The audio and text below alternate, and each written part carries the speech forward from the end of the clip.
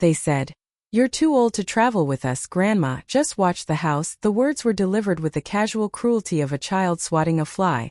A flick of the wrist from my daughter-in-law, Jessica, as she adjusted the designer scarf around her neck.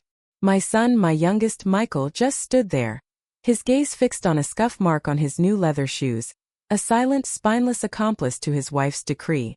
The next morning I watched them pile into a taxi, my 3 grandchildren buzzing with an excitement I was not permitted to share. Their laughter like shards of glass in the quiet morning air. They were going to Paris. My Paris. The city I had dreamed of since I was a little girl. Listening to my own mother's stories of a homeland she had left behind but never forgotten. For 50 years that dream had been a warm, glowing ember in my heart, a promise I had made to myself through years of scrimping and saving, through raising 3 children on my own after my darling Francis was taken from me far too soon. It was the one thing that was mine, a private sacred hope. And they had stolen it, packaged it up as their own family adventure, and left me behind to water their plants and collect their mail. For 72 years I had walked this earth, and for the better part of 50 of them I had been a mother, a provider, a rock. After Francis passed, leaving me with Susan, Thomas, and little Michael, the world became a fearsome place, but I never let them see my fear. I worked 2 jobs, my hands raw from cleaning other people's houses and my eyes blurry from sewing late into the night. I ate beans and rice so they could have meat. I wore threadbare coats so they could have new shoes for school.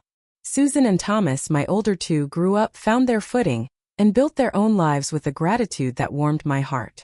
They called, they visited, they remembered the sacrifices. But Michael was different.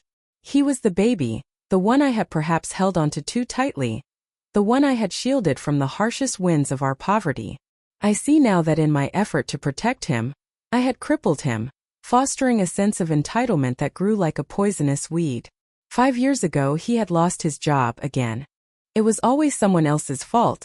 A difficult boss, a toxic work environment, a misunderstanding.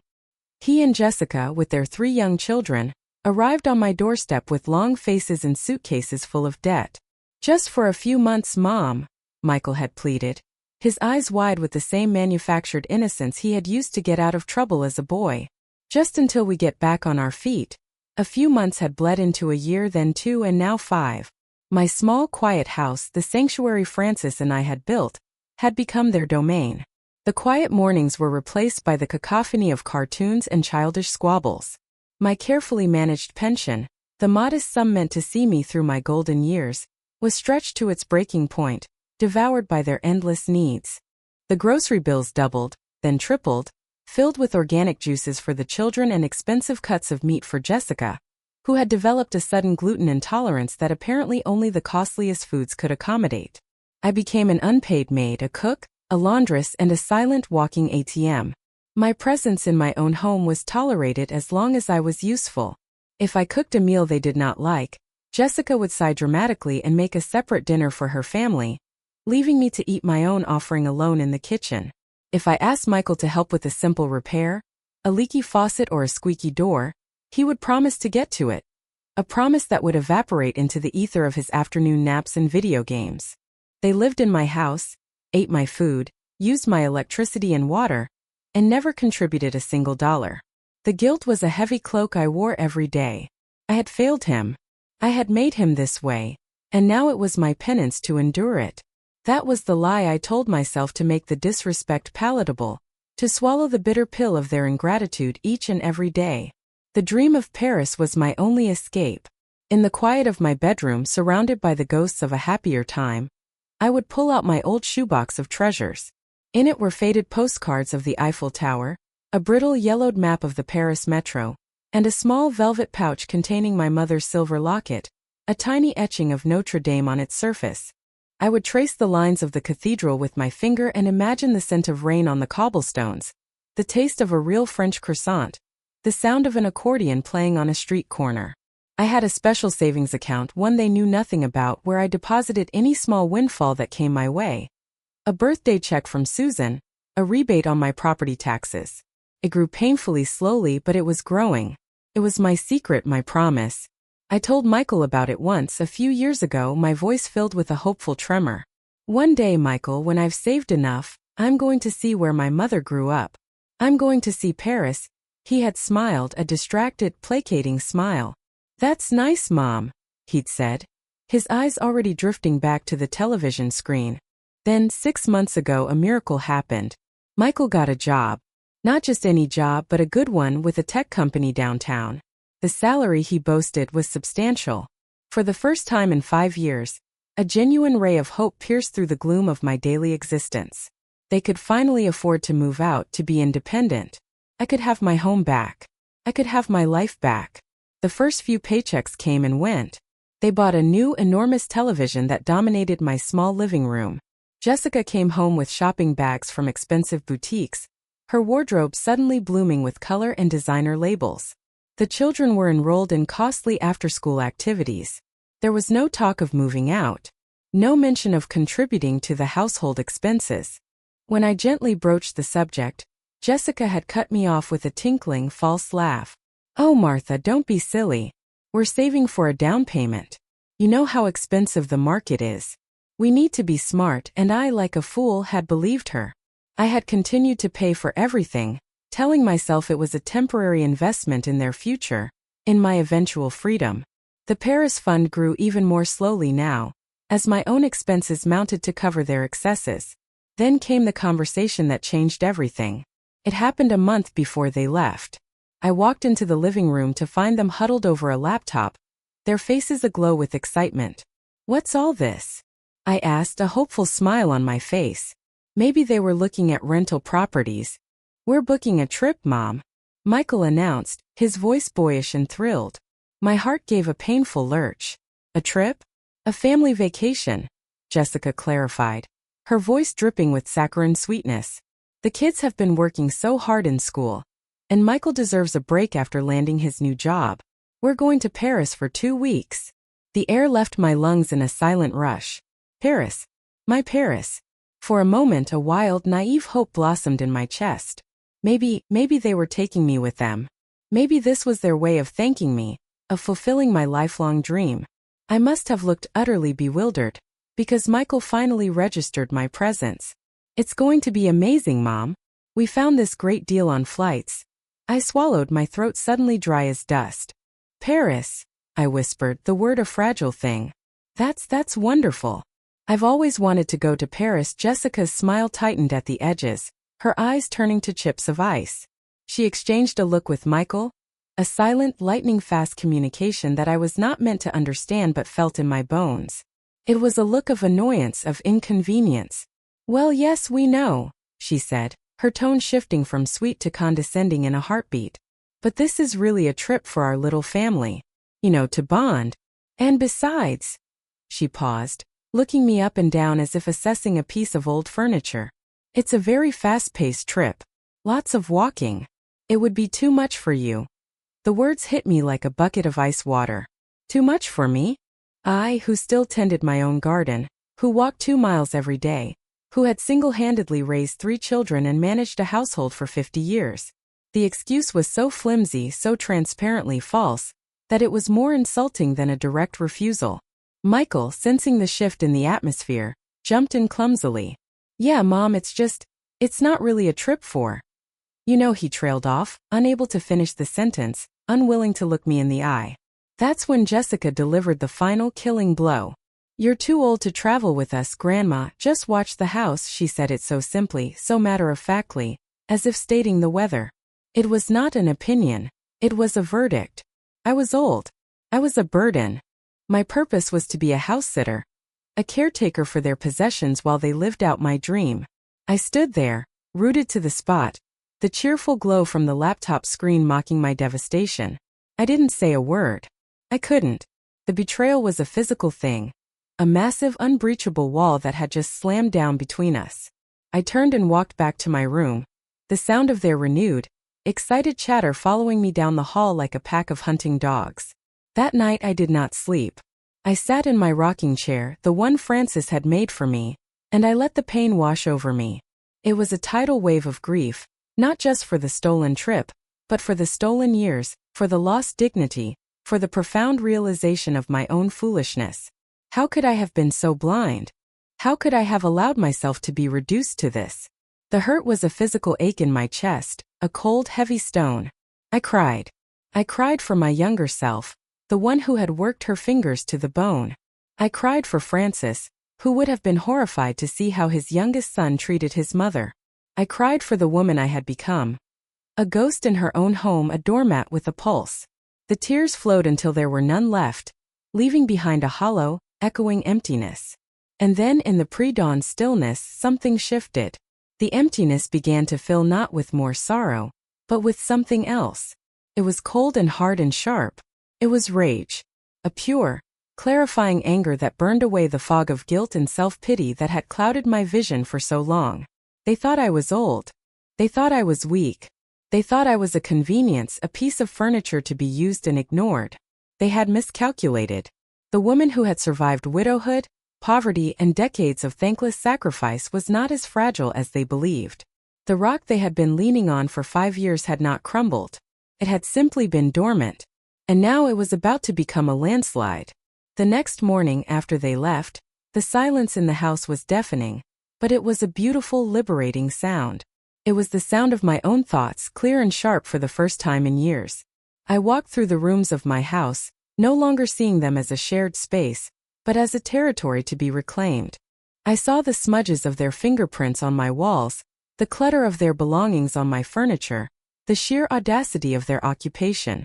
My home was a conquered land, and I was its deposed queen. But no more. I went to my desk and pulled out a fresh legal pad and a pen. The time for sorrow was over. The time for accounting had begun. I started with the big things. 5 years of living rent-free. I researched the average rent for a 3-bedroom house in my neighborhood. The number was staggering. I wrote it down, my hand steady. 5 years. 60 months.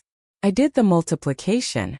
The resulting figure stared back at me from the page, a monument to my own naivete. Then I moved on to utilities.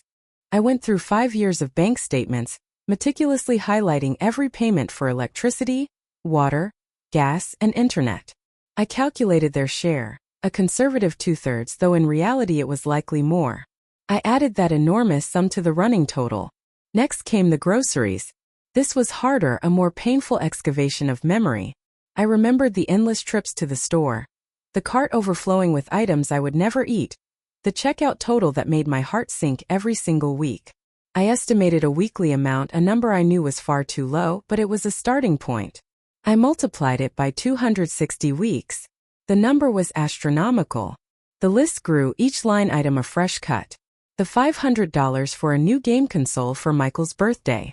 The $1,000 I'd loaned Jessica for a dental procedure that I now suspected was purely cosmetic. The endless purchases of clothes for the children, who seemed to outgrow everything overnight. The car insurance I'd paid for their second vehicle. The cell phone plan they were still on, my family plan, my name at the top of the bill. I worked for hours, the pages of the legal pad filling with my neat, precise script. It was a litany of my exploitation, a detailed invoice for 5 years of my life. With every number I wrote down, the stone of rage in my chest grew colder and heavier. It was no longer a hot, uncontrolled anger, but a focused, purposeful resolve. I was not just a victim, I was a creditor, and I was about to call in the debt. When the final tally was complete, I stared at the number at the bottom of the page. It was a fortune. It was a house. It was a life of ease and security that I had willingly sacrificed for people who saw me as nothing more than a convenience. Seeing it all laid out in black and white, stripped of emotion and excuses, was the final catalyst. It was a clinical diagnosis of a sickness I had allowed to fester in my own home. I folded the papers neatly and placed them in an envelope. This was my evidence. This was my declaration of independence. That afternoon I made a phone call I should have made years ago. I called my oldest friend Vivian, who lived a few blocks away. Vivian was a widow too, and a woman of immense common sense and zero tolerance for nonsense. She had watched the slow invasion of my home with a worried eye, but had been too polite to interfere without an invitation. Now I was issuing one. "Vivian," I said, my voice stronger than it had been in years. "Can you come over? I need to talk to you." She was there in 20 minutes. A plate of her famous lemon bars in her hands and a look of concern on her face. We sat at my kitchen table, the first time it had felt like my table in a long time, and I told her everything. I told her about the Paris dream, the casual cruelty of their dismissal, the years of financial and emotional drain. I showed her the legal pad, the invoice for my life. She listened without interruption, her expression hardening with every word I spoke. When I finished, she reached across the table and took my hand. Her grip was firm, her knuckles bony but strong. "Martha," she said, her voice low and fierce, "that is not a family living with you. That is a parasite. And there is only one way to deal with a parasite." She didn't offer platitudes or sympathy. She offered validation, and it was more precious to me than gold. "You are not old, my friend," she continued. "You are a survivor. And what they have done is not just rude, it's abuse. Pure and simple, the word hung in the air between us. Abuse. I had never dared to name it, but hearing it from her, so plainly and without hesitation, was like a key turning in a lock. It was the truth. "So what are you going to do about it?" Vivian asked, her eyes boring into mine. There was no judgment in her question, only a challenge. It was the same question I had been asking myself all morning. "I'm going to get my house back," I said, the words tasting of freedom. "And I'm going to get my life back." Vivian smiled, a genuine approving smile. "Good. But you can't do it alone. You need a professional. You need a shark." She scribbled a name and number on a napkin. "Arthur Jensen. He's a lawyer. A bulldog. He helped my sister when her son tried to pull something similar. He will eat them for breakfast." The next day, I called Mr. Jensen. His voice on the phone was gruff but reassuring. I made an appointment for the following afternoon. The next day, I put the documents into my purse. They weighed less than a pound, but they felt like armor. Mr. Jensen's office was not fancy, but it was immaculate. He was a short, stocky man with a bulldog's face and surprisingly kind eyes. He listened to my story with the same focused intensity as Vivian had, his expression unreadable. I laid everything out on his polished desk, the legal pad with my calculations and the deed to the house. When I was finished, he leaned back in his leather chair and steepled his fingers. He was silent for a full minute. "Mrs. Walker," he said finally, his voice a low rumble, "you have been the victim of what we in the legal profession call unconscionable filial exploitation. It's a fancy term for a simple fact. Your son and his wife are thieves. And they are using your love for them as their weapon." He picked up the deed. "This is your canon. The fact that your name is the only one on this document makes things very, very simple." He then laid out a plan. A series of steps that were both terrifying and exhilarating. It was a strategy for a war I hadn't even known I was fighting. The first step was simple. "When do they get back?" he asked. "In 10 days, I replied. "Good," he said with a grim smile. "That gives us plenty of time. The first thing we are going to do is change the locks. All of them. The second is to have a formal eviction notice drawn up. It will be delivered to them personally the moment they set foot back on your property." My heart hammered in my chest. This was real. This was happening. "Can I do that?" I whispered. "They're my family." "They stopped being family when they started treating you like a servant and a bank," he stated flatly. "This document," he tapped the deed again, "says this is your house.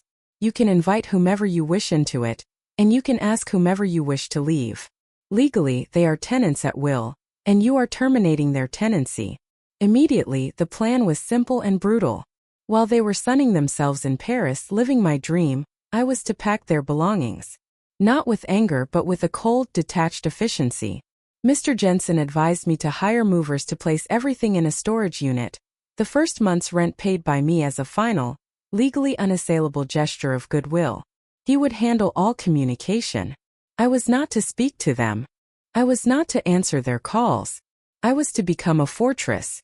I left his office feeling 10 feet tall. The fear was still there, a nervous flutter in my stomach, but it was overshadowed by a profound sense of empowerment. I was no longer a victim waiting for the next blow. I was a general preparing for battle. The next day the work began. I called a locksmith and watched as he replaced every lock on my home, handing me a set of new, shiny keys that felt like scepters of power. Then I began to pack. I started in their bedroom, the master bedroom they had commandeered upon their arrival. Jessica's clothes filled the closet, a sea of expensive fabrics and designer tags. Michael's things were strewn about, a testament to his lazy nature. I folded each item with a dispassionate precision, placing them into boxes. There was no anger, no sadness. It was simply a task to be completed. I was an archivist cataloging the artifacts of a dead relationship. I worked my way through the house room by room. The children's rooms were the hardest, a brief pang of guilt striking me as I packed away their toys and drawings. But then I remembered their excited faces as they left for Paris, oblivious to the grandmother they were leaving behind, and the guilt vanished, replaced by a steely resolve. They were his children, his responsibility, not mine. A few days into my packing, the phone rang. It was Michael calling from Paris. I stared at the screen, my heart pounding, Mr. Jensen's instructions echoing in my ears. Do not answer. I let it go to voicemail. A minute later, a message popped up. Hey Mom, just checking in. Everything okay with the house? The kids say hi. We went up the Eiffel Tower today. You would have loved it. The casual cruelty of that last sentence was breathtaking. He wasn't saying it to be mean. He was saying it because he was so profoundly selfish that it would never even occur to him how much it would hurt. He saw my dream as a tourist attraction, an anecdote to share. I deleted the message without listening to the rest. The movers came on a Thursday. 2 strong young men who cleared the house of 5 years of clutter in a matter of hours. They were polite and efficient, calling me ma'am, and handling the boxes with care. As they loaded the last box onto the truck, a profound sense of lightness filled me. My house was mine again. The air felt cleaner, the rooms looked bigger, the sunlight seemed brighter. I walked through the empty spaces, touching the walls, breathing in the silence. It was a resurrection. I spent the next few days cleaning, scrubbing away the last physical remnants of their presence. I moved my own things back into the master bedroom. I reclaimed my living room. I sat on my sofa in the quiet and felt a peace I hadn't known in half a decade. The day of their return arrived. I was a bundle of nerves, but I followed Mr. Jensen's instructions to the letter. I was not to be home when they arrived.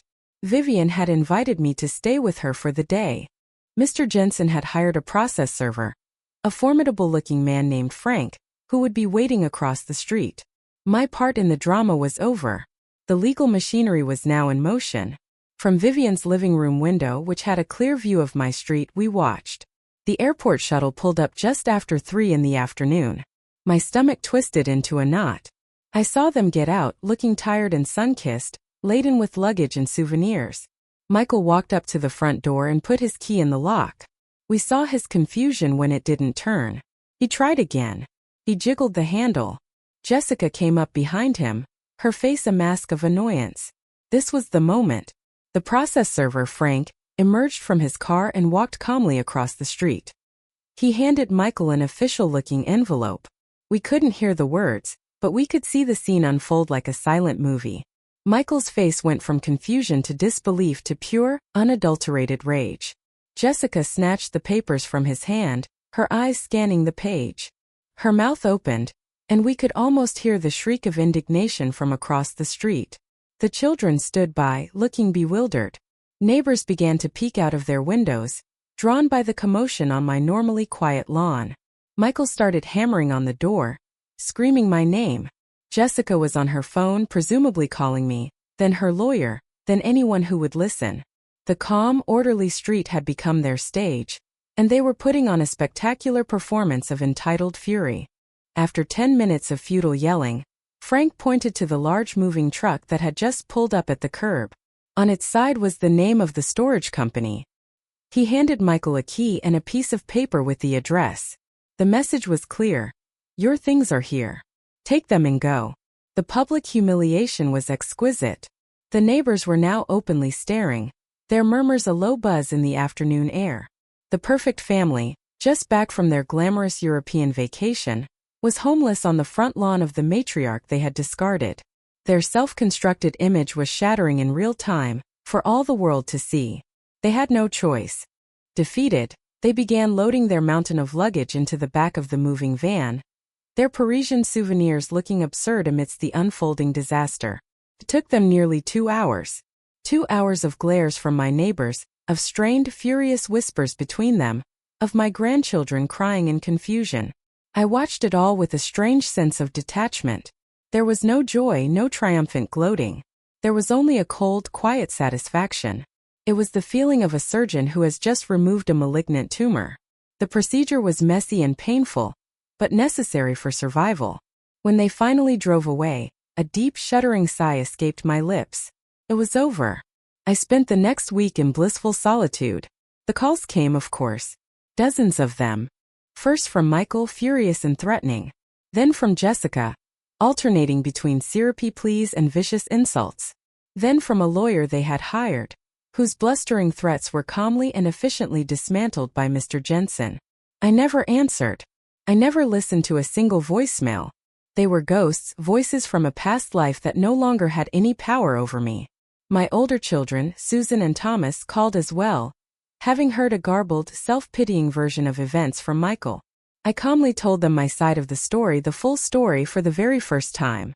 There was a stunned silence on the other end of the line, followed by unwavering support. "We knew he was taking advantage, Mom," Thomas said, his voice thick with anger. "We just never knew how bad it was. We should have done more." "No," I told him. "This was my battle to fight. And I won." 2 weeks later I sold the house. It was a beautiful house, full of memories, but too many of them were now tainted. Mr. Jensen handled the sale, and it sold quickly for a very good price. I took the proceeds, combined them with my savings and the money from Francis, and bought a small, beautiful condominium in a new development on the other side of town. It was bright and airy, with a balcony that overlooked a park. It was all mine. The day I moved in, I sat on my new sofa, surrounded by my own familiar things, and cried. But these were not tears of sorrow. They were tears of joy, of relief, of profound, soul-deep freedom. The next morning, I did something I had been waiting 50 years to do. I went to a travel agency. I sat down with a kind young woman, and with a steady hand and a full heart, I booked a trip. A first-class, no-expense spared 3-week trip to France. I would not just see Paris. I would see the lavender fields of Provence. I would see the beaches of Normandy. I would visit the small village in the Loire Valley where my mother was born. This was not their trip. This was my pilgrimage. My journey to France was everything I had dreamed of and more. Standing at the top of the Eiffel Tower, looking out over the glittering city, I did not think of Michael or Jessica. I thought of my mother. I thought of Francis. I thought of the young woman I had been, full of dreams, and the old woman I was now, finally making them come true. I ate croissants from a real Parisian pâtisserie. The pastry so light and buttery it melted on my tongue. I sat at a sidewalk cafe and sipped coffee, watching the world go by, feeling not like a tourist, but like I had come home. I walked the halls of the Louvre until my feet ached, standing before the Mona Lisa with tears in my eyes. I felt a connection to a history, a culture, a part of myself that had been dormant for too long. I sent postcards to Susan and Thomas and Vivian. I did not send one to Michael. I heard, through my other children, that he and Jessica were living in a cramped apartment, struggling to make ends meet now that their primary source of income was gone. I felt nothing. No pity, no remorse. Their choices had led them to their destination, just as my choices had led me to mine. My life now is quiet, and it is my own. I volunteer at the local library. I have friends, real friends, who value me for who I am, not for what I can provide. I am no longer a servant in my own home. I am the master of my own life. I learned a hard lesson, and I learned it late. I learned that you cannot buy love or respect with sacrifice. True love is not a transaction. I learned that the word family is not an excuse for abuse or a license for exploitation. And I learned that it is never ever too late to reclaim your life, to stand up, and to book your own ticket to Paris. Freedom, I've discovered, is the most beautiful destination of all.